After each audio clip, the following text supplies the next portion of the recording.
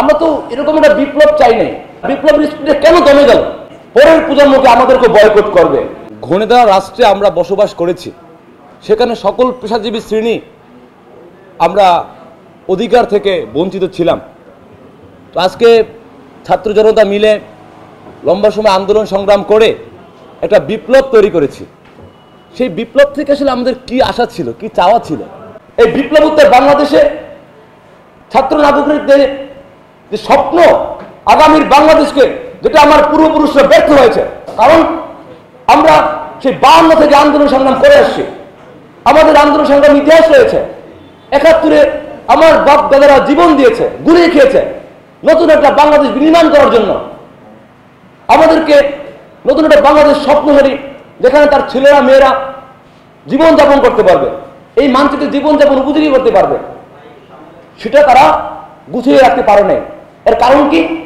এর কারণ হচ্ছে যে বিপ্লব উত্তরের পরে যে কাঠামোটা চেঞ্জ করা দরকার, সেটা সম্ভব হয়নি। 90 স্বৈরাচার আন্দোলন হয়েছে, তারপরে কি নতুন বাংলাদেশ পেয়েছি? পাইনি। এই যে 24-এ আমরা বিপ্লব করেছি, সেখানে আমরা যদি এটা ব্যর্থ হই, পরের প্রজন্মকে আমাদেরকে বয়কট করবে, আমাদেরকে ব্যর্থ হিসেবে বলবে যে আমার পূর্বপুরুষরা তারা আন্দোলন সংগ্রামী করতে জানে, কিন্তু কিভাবে রক্ষা করতে হয় এটা তাদের জানা নেই। আমি এই জায়গা থেকে বলবো, একটা শিক্ষার্থী হিসাবে যার যে সেক্টরগুলো রয়েছে, সেখানে দরকার হলে ছাত্রদের প্রতিনিধি নিন। এই স্পিডটা, বিপ্লবের স্পিডে কেন দমে গেল? আমার কথা হচ্ছে এখানে ফারুক অসিফ ভাই একটি কথা বলছিলেন মধুতে বসে, তার নিশ্চয়ই মনে আসে যে যখন ছাত্ররা রাস্তায় ট্রাফিকের কাজ শুরু করলো, ছাত্ররা ওই যে অভিযানটা চালানো শুরু করলো, কারণ বোঝার যাইতো সেখানে যে দুর্নীতির যে একটা মহাঘর আমি বলবো, সেখানে গিয়ে তারা অভিযান চালাতো। তাদের সাথে আমাদের যে প্রশাসন বাহিনী আছে তারা সেখানে সাপোর্ট দিত, দেখবেন কিন্তু সব ঠিক হয়ে যেত। কাঠামোগুলো ভেঙে দেওয়া উচিত ছিল, কিন্তু দিতে পারে নাই। এখনো সময় আছে। এখানে গুণীজনরা রয়েছে, সিনিয়র নাগরিকরা রয়েছে, আমার সামনে যারা রয়েছেন, এখনো সময় আছে।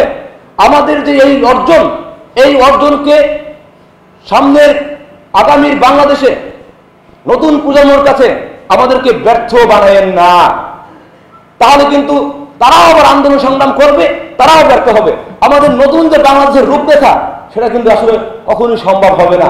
সুতরাং এই বিপ্লব থেকে আমি একটা কথাই বলতে চাই, এই গণ আকাঙ্ক্ষা থেকে একটা কথাই বলতে চাই, প্রত্যেক সেক্টরকে দরকার হলে জাতির প্রয়োজনে, আমাদের প্রয়োজনে, মানুষের প্রয়োজনে ভেঙে দিন, নতুন করে তৈরি করুন। Very simple.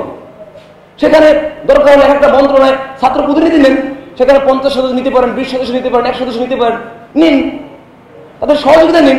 তাহলে কোন দল সেখানে আসতে পারবে না। অনেকেই বলে যে ভাই এই দল ওই দল বাধা হয়ে আসে, চাপ দিচ্ছে, অমুক করতেছে, তমুক করতেছে। ছাত্রদেরকে নিন, সব ঠিক হয়ে যাবে বলে দিচ্ছে।